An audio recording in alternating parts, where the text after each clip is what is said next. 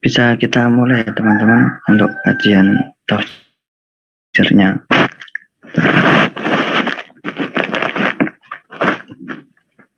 Bismillahirrahmanirrahim. Assalamualaikum warahmatullahi wabarakatuh. Alhamdulillahirrahmanirrahim. Wassalatu wassalamu ala asyrafil anbiya'i wal mursalin wa ala alihi wa sahbihi ajma'in. Asyhadu an la ilaha illallah wahdahu la syarikalah wa asyhadu anna Muhammadan abduhu wa rasuluh. Allahumma sholli ala sayyidina Muhammad wa ala ali sayyidina Muhammad. Amma ba'du.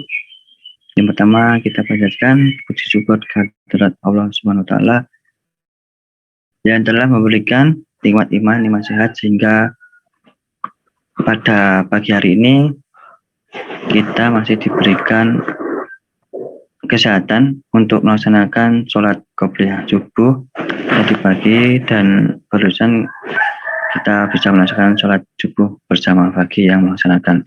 Kemudian yang kedua, sholat dan salam mari kita curahkan kepada junjungan Nabi kita, uswatun hasanah kita, yaitu beliau Nabi Muhammad SAW. Semoga syawat beliau tersampaikan kepada keluarganya, sahabatnya, para tabi'in, dan semoga tak lupa tersampaikan kepada kita semuanya, umatnya yang dinanti-nantikan oleh syawat beliau di yaumul akhir nanti. Allahumma amin. Baik, langsung saja untuk mengawali mengenai kelanjutan dari kajian tadabbur Quran tafsir ijmali yang insya Allah akan dipandu oleh Ustadz Muhammad Haris Lutfi. Pada beliau saya persilakan. Nah, suara jelas ya? Jelas, alhamdulillah. Alhamdulillah. Bismillahirrahmanirrahim. Assalamualaikum warahmatullahi wabarakatuh. Alhamdulillah. Alhamdulillahi rabbil alamin wa bihi nasta'inu ala umuri dunya waddin. Wassalatu wassalamu ala al-mab'uuthi rahmatan lil alamin wa ala alihi wa ashabihi ajma'in wa man tabi'ahum bi ihsanin ila yaumiddin. Thumma amma ba'd. Alhamdulillah, kita bersyukur kepada Allah Subhanahu wa taala yang telah memberikan kita semuanya nikmat, ya, berupa nikmat iman dan juga nikmat Islam, nikmat iman dan juga nikmat ihsan. Kemudian juga kita bersyukur kepada Allah Subhanahu wa taala yang telah memberikan kita nikmat berupa kesehatan dan juga waktu luang, di mana banyak orang di waktu-waktu yang mulia ini lebih memilih untuk bergelut dengan kelalaiannya, ketika sebagian yang lain lebih memilih untuk memastikan bahwasanya kita keluar daripada bulan Ramadan dalam keadaan diampuni oleh Allah Subhanahu wa taala, ya, dengan cara terus berharap, terus berdoa dan mengupayakan cara-cara yang telah Allah Subhanahu wa taala dan Rasul-Nya kabarkan kepada kita semuanya. Alhamdulillah, kita telah mencapai juz yang ke-25 dan semoga Allah Subhanahu wa taala memperkenankan kita untuk terus melanjutkan kajian ini sampai dengan juz yang ke-30 insyaallah ta'ala. Untuk juz yang ke-25 ini ada 5 surat yang insyaallah akan dibahas, yaitu Fussilat, kemudian surat Asy-Syura, kemudian surat Az-Zukhruf, kemudian surat Ad-Dukhan, dan juga surat Al-Jathiyah, ya, surat Al-Jathiyah. Yang pertama adalah surat Asy-Syura, yang mana surat Asy-Syura itu merupakan surat Makkiyah, ya, yang jumlah ayatnya adalah 53 dan dia merupakan surat ketiga dari 7 surat Hawamim atau Hawamim As-Sab'ah yang dimulai dengan kalimat atau dengan huruf Hamim, huruf muqatta'ah. Kemudian untuk surat Asy-Syura ini berisikan penjelasan bahwa Allah lah Subhanahu wa taala wali kita, yang mana Allah mengatur segala urusan hambanya, baik kehidupan dunia maupun agamanya. Ialah Allah penolong kaum muslimin. Adapun orang yang zalim, yang Allah sesatkan, mereka tidak memiliki wali yang akan menolong mereka. Maksudnya di mana? Kelak ketika di akhirat. Kalau di dunia, Allah Subhanahu wa taala menyelamatkan mereka itu untuk mengingatkan bahwasanya mereka itu juga atau adanya, namun mereka setelah nikmat yang telah mereka terima dari Allah Subhanahu wa taala, namun mereka lebih memilih untuk apa? Lebih memilih untuk berbuat kezaliman, lebih memilih untuk melupakan nikmat-nikmat yang Allah Subhanahu wa taala telah berikan kepada mereka. Ya, namun di dalam surat ini Allah Subhanahu wa taala menegaskan kepada kita bahwasanya Allah adalah wali kita. Ya, yang mana di antara nama Allah adalah Al-Wali, yang mana Al-Wali itu memiliki dua makna. Makna wali secara atau yaitu makna yang umum dan makna yang khusus. Sebagaimana sifat rahmat bagi Allah Subhanahu wa taala kita mungkin belum pernah bahas sebelumnya, namun sebagai tambahan faedah saja. Kata-kata atau sifat rahmah yang dimiliki Allah Subhanahu wa taala itu memiliki dua macam. Ada rahmat Allah yang umum untuk seluruh manusia, yaitu dengan cara memberi rezeki, memberi waktu, memberi kesehatan dan sebagainya. Yang ini merupakan tafsiran dari nama Allah Ar-Rahman. Kemudian ada juga rahmat Allah yang khusus yang kita yang itu khusus untuk dari nama Allah Rahim. Kemudian Allah Al-Wali juga memiliki dua makna, yaitu makna umum dan juga makna khusus. Makna khususnya yaitu adalah bahwasanya Allah Subhanahu wa taala adalah zat yang maha menolong dan membantu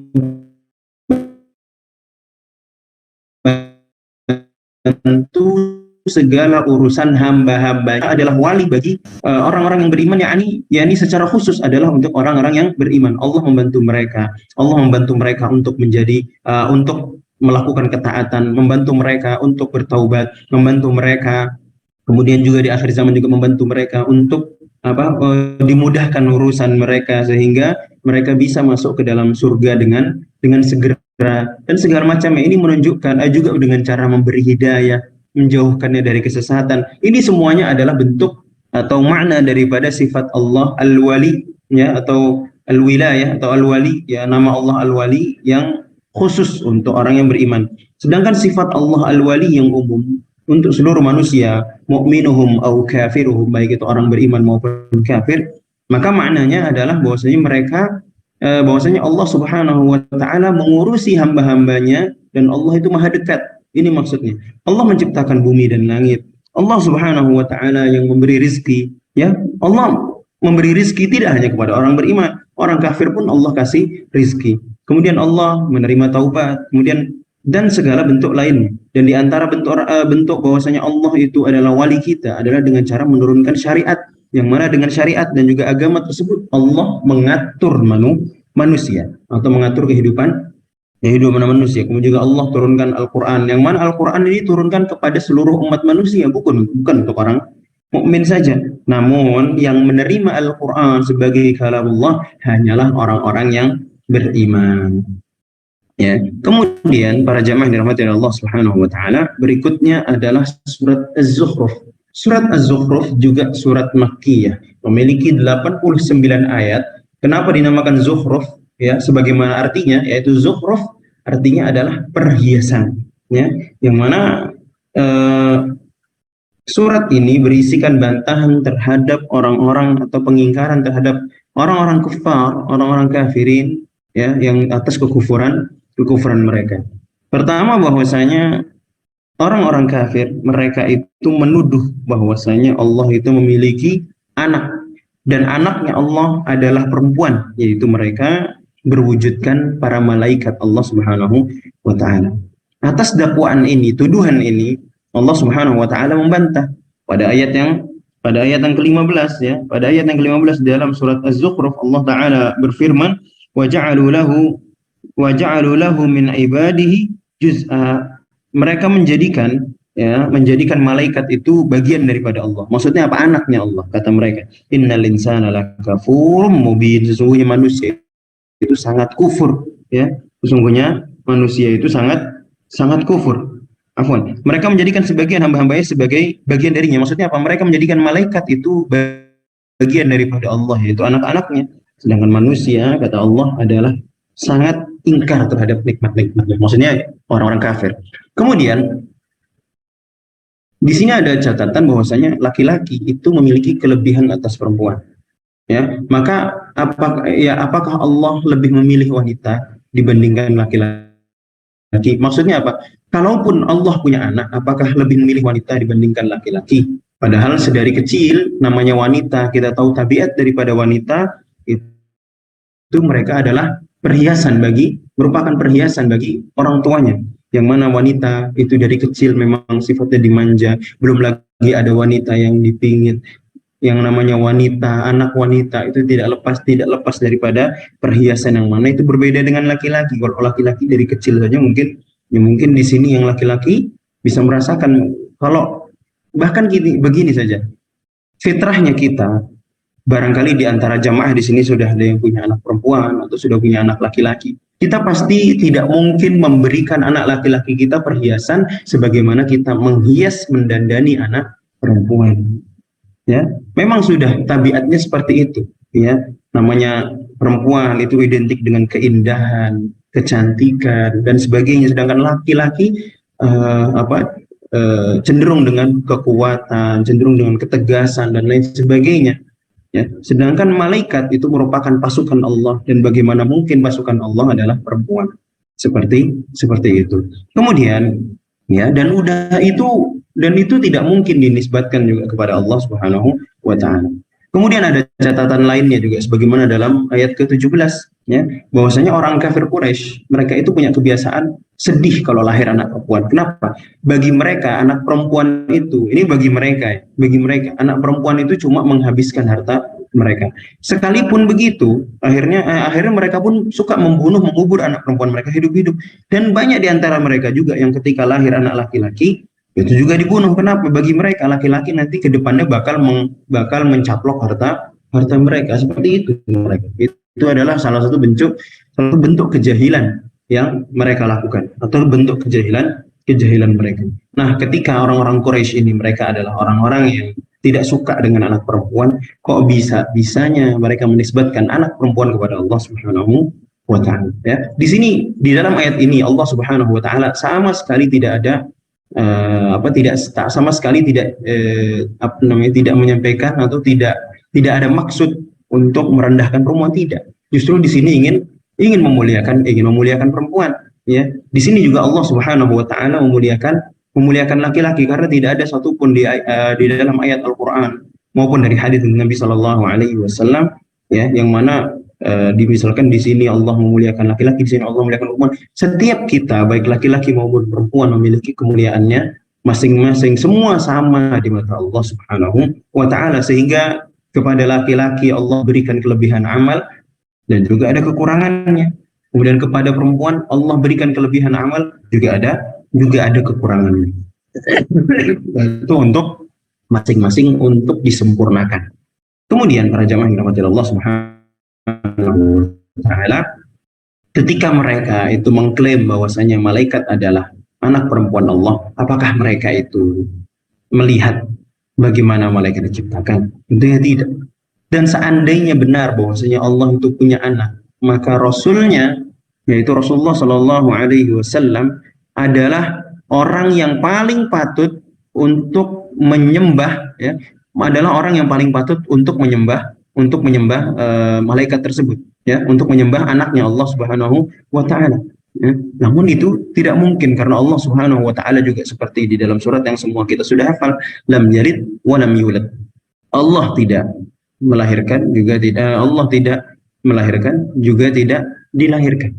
Ya, sehingga tidak mungkin. Kenapa Rasulullah dan itu kenapa seandainya Allah memang benar punya anak, Rasul yang pertama kali menyembahnya, karena Rasulullah yang paling taat kepadanya. Dan logikanya, kalau kita berbicara dengan logikanya sebagian manusia yang menyembah putra-putranya, atau yang menyembah orang-orang manusia yang dianggap putra atau keturunannya, anaknya Allah, kenapa kita lebih memilih menyembah anaknya dibanding menyembah Tuhannya? Sehingga logika ini adalah logika yang rusak.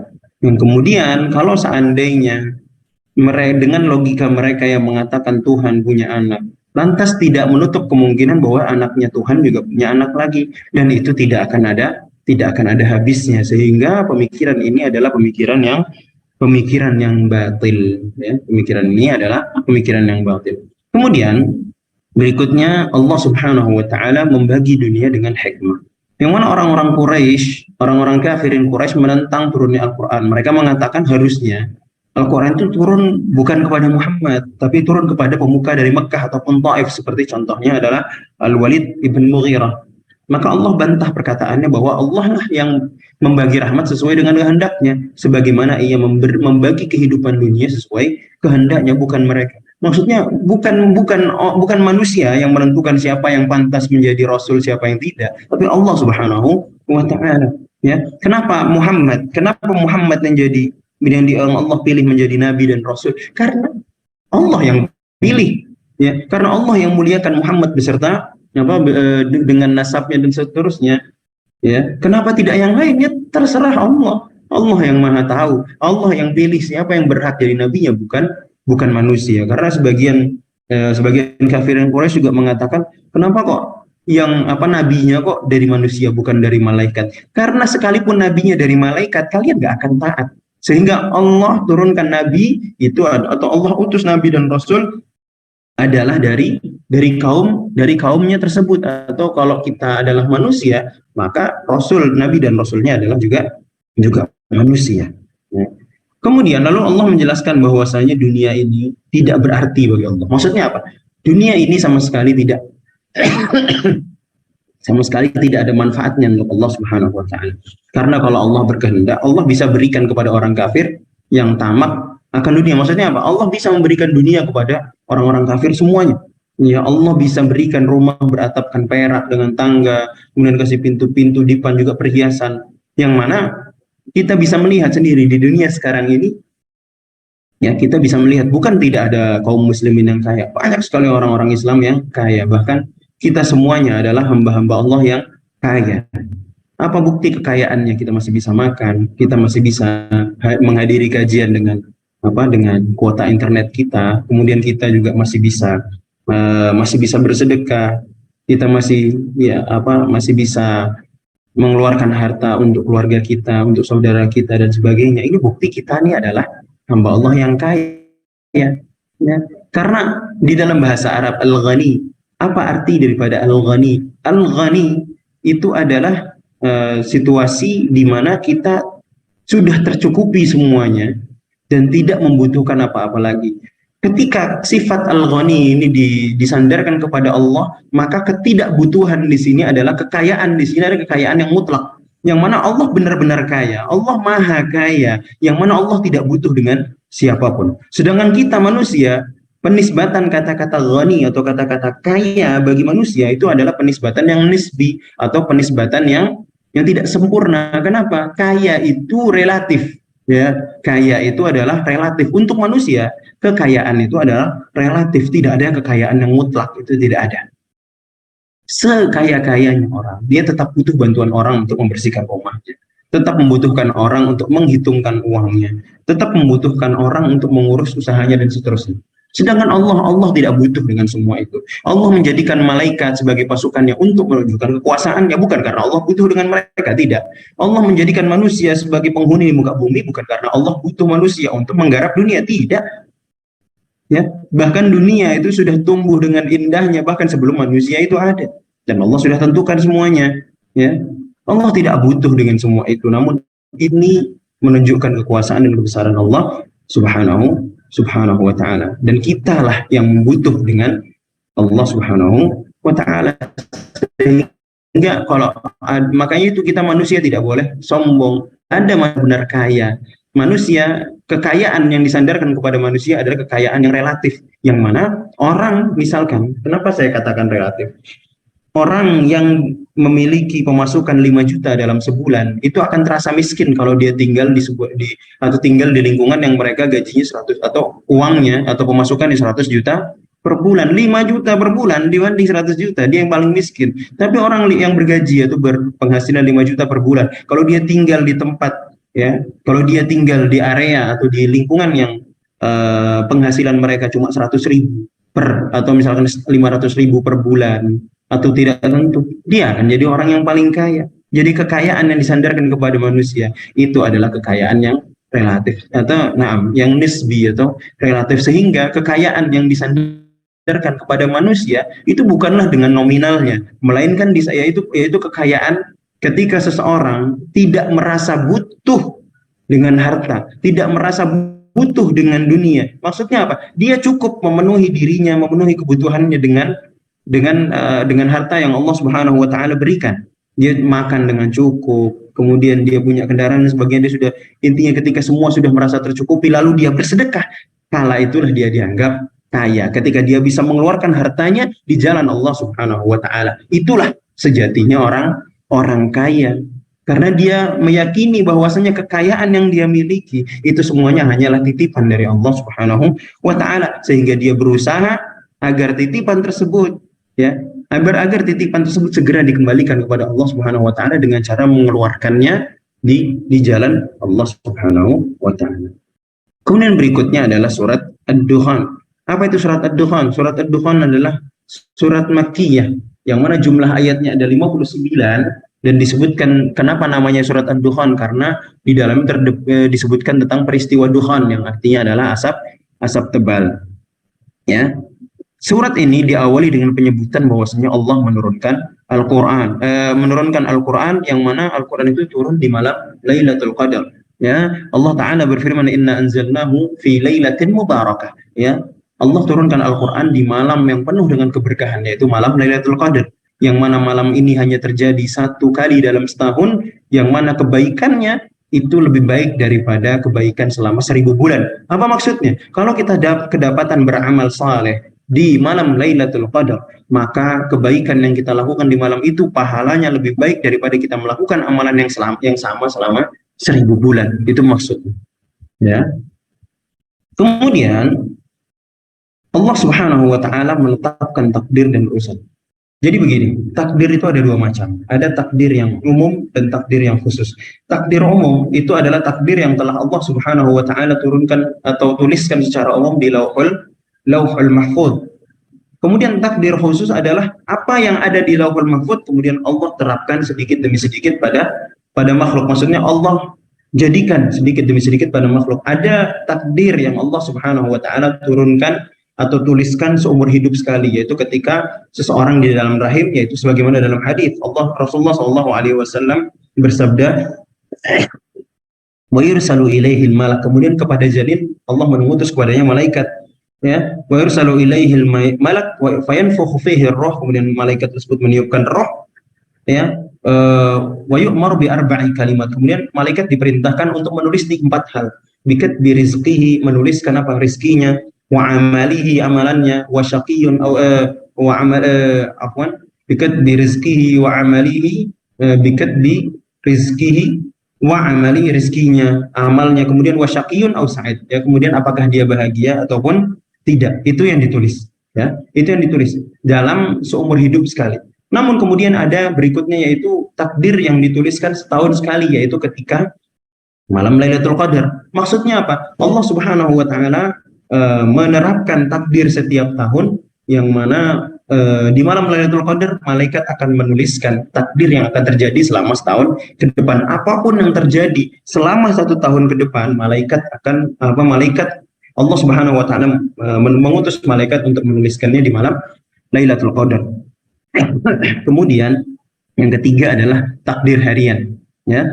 Sebagaimana di dalam Al-Quran, di dalam surat yang lain Allah Ta'ala berfirman, kulla yaumin huwa fi sya'an. Setiap hari itu ada takdir. Maksudnya apa? Takdir hari ini berbeda dengan takdir hari yang lalu, hari kemarin, ya. Takdir yang besok beda dengan takdir hari ini. Itu maksudnya, ya. Dan kalau ada istilah merubah takdir, kata-kata merubah takdir itu bukan benar-benar merubah takdir, melainkan Allah memindahkan dari takdir baik menjadi takdir buruk, dari takdir buruk menjadi takdir baik, seperti itu, yang mana semuanya sudah dituliskan oleh Allah Subhanahu wa taala. Dan baik buruknya takdir itu tidak mutlak, ya. Baik buruknya takdir itu tidak mutlak. Maksudnya apa? Bukan dari Allah Subhanahu wa taala. Karena apa? Takdir Allah itu semuanya baik. Tapi takdir itu menjadi baik ataupun buruk itu tergantung bagaimana kita memandangnya. Seperti misalkan ada keluarga kita yang terkena musibah, ya, atau misalkan kita terkena musibah, kita memandangnya itu sebagai nasib buruk. Tapi untuk Allah itu adalah, dari sudut pandang takdir, itu adalah kebaikan. Karena di balik setiap musibah pasti ada hikmah. Sekecil-kecilnya atau setidak-tidaknya hikmahnya adalah apa? Yaitu kita bersabar di dalam setiap musibah. Yang mana sabar itu adalah kebaikan. Nah, kemudian berkaitan dengan duhan, ya, yang berkaitan dengan duhan. Nah, sebelumnya juga pada ayat yang ketujuh Allah Subhanahu wa taala berfirman rabbis samawati wal ardi wa bainahuma in kuntum muqinin la ilaha illahu yuhyi wa yumit. Yang pertama, Allah Subhanahu wa taala di ayat yang ketujuh menyebutkan tentang rububiyah. Dari mana antum tahu rububiyah? Kata-kata Rabb itu adalah rububiyah. Dari mana kata-kata uluhiyah, yaitu ilah, ya? Kata-kata uluhiyah yaitu ilah, mau kita katakan uluhiyah atau ubudiyah sama saja, yang berarti peribadatan, ya, yang mana kalau kita bicara tentang tauhid, bukan tauhid itu dibagi, ya, melainkan pembahasannya yang dibagi untuk memudahkan kita memahami tentang tauhid, ya, yang mana Allah Subhanahu wa taala itu Maha Esa di dalam penciptaan, di dalam pengadaan segala sesuatu, dan Allah Maha Esa dalam peribadatan. Maksudnya apa? Allah lah satu-satunya yang berhak untuk diibadah. Dan di dalam setiap nama dan sifatnya, Allah juga Maha Esa. Itu maksudnya, yang dibagi itu bukan tauhidnya, tapi pembahasannya untuk memudahkan kita memahami, ya, tentang tauhid. Atau kalau kita bicarakan tauhid secara umum, tauhid adalah kita mengesahkan Allah Subhanahu wa taala di dalam segala sesuatu yang itu menjadi haknya Allah Subhanahu wa taala, baik ibadahnya, rububiyahnya maupun nama-nama dan sifat-sifatnya. Kemudian, ya, orang-orang Quraisy meragukan hal tersebut, ya. Orang-orang Quraisy, mereka itu punya, atau mereka itu percaya bahwasanya Allah itu telah menciptakan segala sesuatu, tapi itu tidak membuat mereka beriman kepada Allah Subhanahu wa taala. Buktinya apa? Mereka tahu Allah yang menciptakan, mereka tahu Allah yang mendatangkan rezeki, tapi yang mereka sembah justru patung. Sehingga apakah orang-orang kafirin Quraisy mereka bertauhid? Tidak.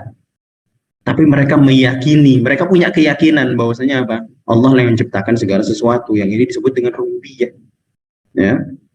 Sedangkan kita tidak cukup meyakini bahwasanya Allah lah yang menciptakan kita, namun kita juga harus menjalankan apa yang menjadi perintah dan juga syariat Allah, yaitu apa? Untuk beribadah hanya kepada Allah Subhanahu wa taala. Dan suatu tindak kebodohan adalah ketika kita tahu bahwasanya Allah menciptakan segala sesuatu, Allah yang mengatur alam semesta, Allah yang mengatur perputaran alam semesta ini, yang mana kita tahu tidak pernah sekalipun matahari itu geser daripada orbitnya, bumi tidak pernah sekalipun berubah arah berputarnya dan sebagainya, tidak. Bintang juga tidak pernah sekalipun lepas dari orbitnya, tidak pernah, ya. Kalau bintang memang Allah gunakan untuk melempar syaitan, ya, melempar syaitan. Tapi kalau tidak seperti itu, mereka tidak akan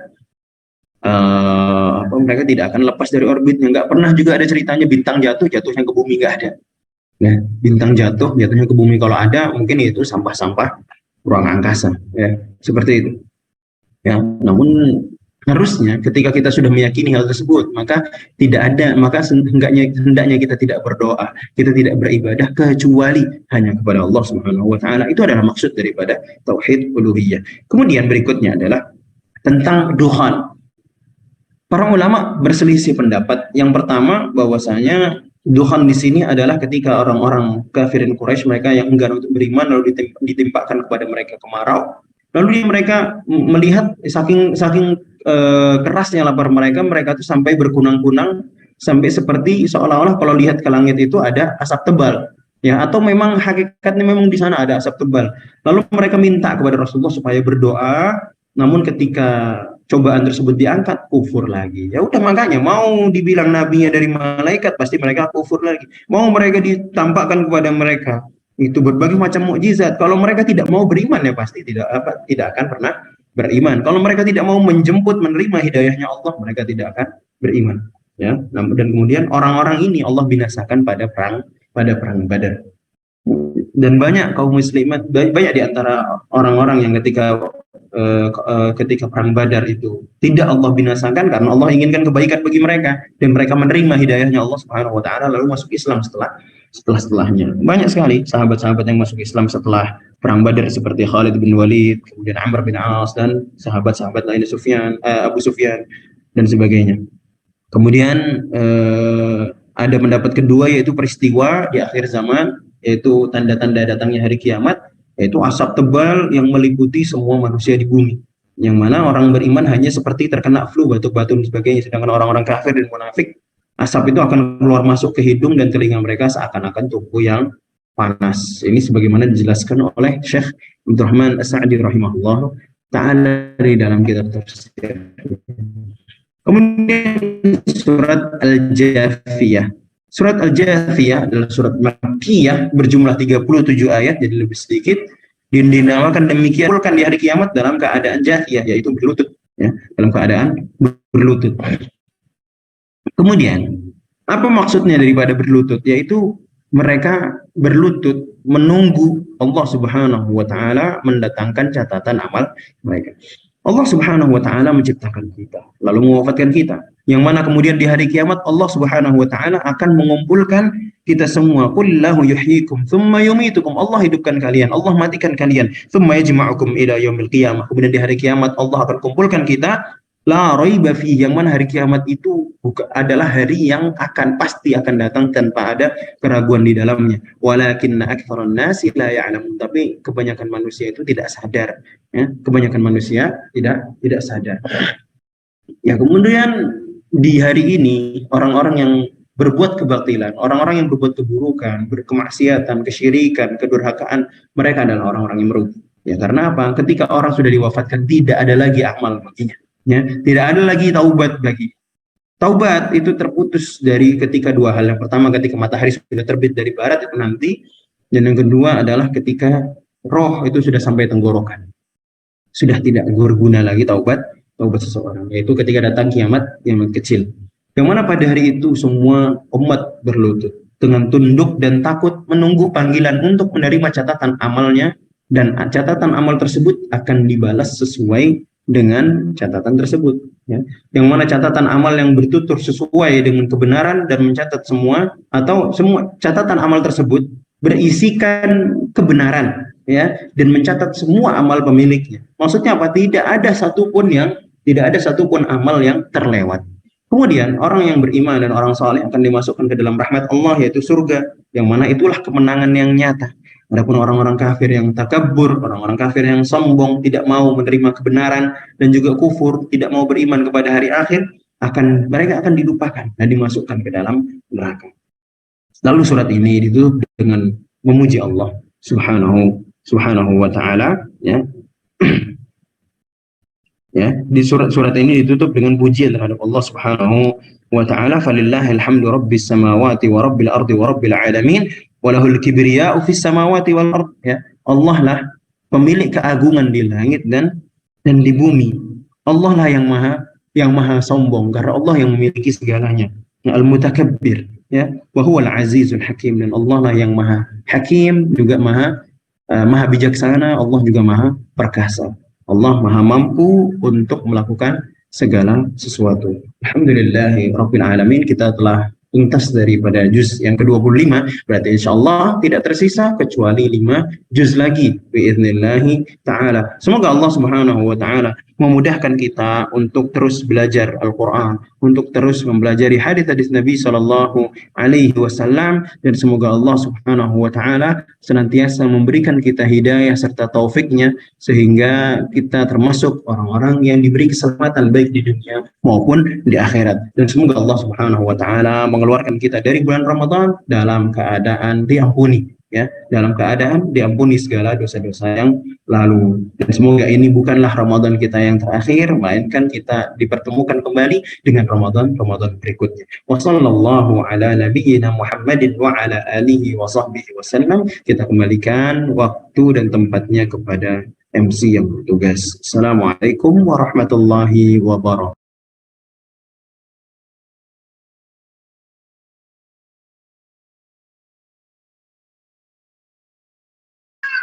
Waalaikumsalam warahmatullahi wabarakatuh. Syukran saya kasiran pada Ustadz Muhammad Haris Lutfi yang sudah menyampaikan kajian tafsir Quran di juz 25. Semoga apa yang disampaikan Ustadz bisa menambah wawasan pengetahuan kita, kemudian bisa bermanfaat dan menjadi salah satu keberkahan pada hidup kita. Amin ya rabbal alamin. Dan kami juga mengucapkan syukran jazakumullah khairan katsiran pada teman-teman semua yang sudah menyempatkan waktunya untuk hadir pada kajian tafsir Ijmal Quran pada pagi hari ini. Semoga kita diberikan keistiqomahan dari awal hingga akhir untuk senantiasa bertolabul ini. Sekian kajian pada pagi hari ini, insyaallah akan disambung dilanjut pada besok hari di juz 26. Wallahul muwaffiq ila aqwamit thoriq. Assalamualaikum warahmatullahi wabarakatuh. Waalaikumsalam warahmatullahi wabarakatuh.